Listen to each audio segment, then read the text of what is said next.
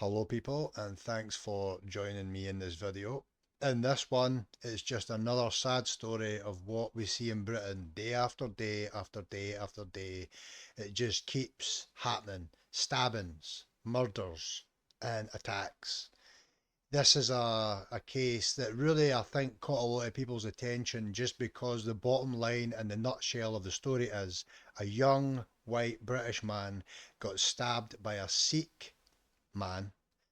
And what happened was, when the police turned up, they arrested the victim who had been stabbed because the Sikh man said that he was racist. You heard that right. And then the young man was bleeding, dying, and they arrested him and he died in handcuffs. Work that one out. So this is the story of it here. I'm sure you're familiar with it.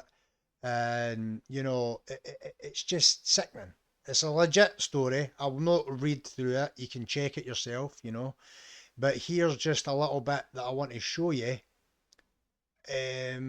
on the actual story. So let's just look at this. Sikh man stabbed 18-year-old university student to death with an 8-inch ceremonial knife after claiming he'd been racially abused, court hears. As if that's justifiable grounds for stabbing a kid. That's his defense? Justifying stabbing a fucking university student over for his phone by saying he was being racially abused? You think stabbing a kid to death is the appropriate response? After he was stabbed, Mr. Nowak, the kid, tried to climb a fence to escape, but Digva was aggressively pursuing him, leaving a trail of blood, the court heard.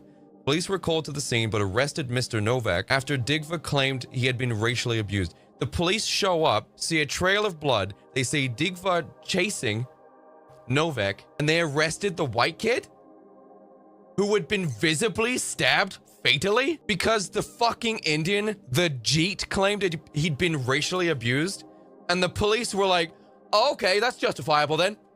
You had no fucking choice but to stab a teenager in the van, Sonny Jim. Nowak was then handcuffed before passing out and dying in the street a short time later. This kid barely made it to 18 before the racial injustice of England killed him. His final thoughts must have been, what the fuck is happening? I've been stabbed, I've had my phone robbed, and then the police show up and arrest me because the Jeet said, sir, he was racially abusing me, sir. And the police were like, yeah, well, you had no choice but to stab him, I guess. Is it about to be open season on British cops? Because this is the kind of martyrdom that brings down regimes. Watch nothing happen. No riots, no protests, that nothing burned, no attacks. Watch nothing happen. Yeah, so look, the bottom line is, people, if you can sit and listen to that story and this sequence of events and think that that's okay, there's something wrong with you. And let's just look at the general thing that's being pushed on children and the population. School children taught black people cannot be racist to white people. Pupils as young as 7 told they have responsibility to be aware of white privilege. People, this is our land. We are the people who run this land. We are not the people to be oppressed. We should be the people who are running the country with pride. But instead we're told if we put a flag up, we're racist. If we have any pride in our heritage, you're racist. White people are the most persecuted race right now. And I'm telling you right now, there is a certain narrative and a certain group that want us extinct. If you don't agree with their narrative, you're racist. If you don't allow foreign invaders to come into your land and overthrow you, you're racist.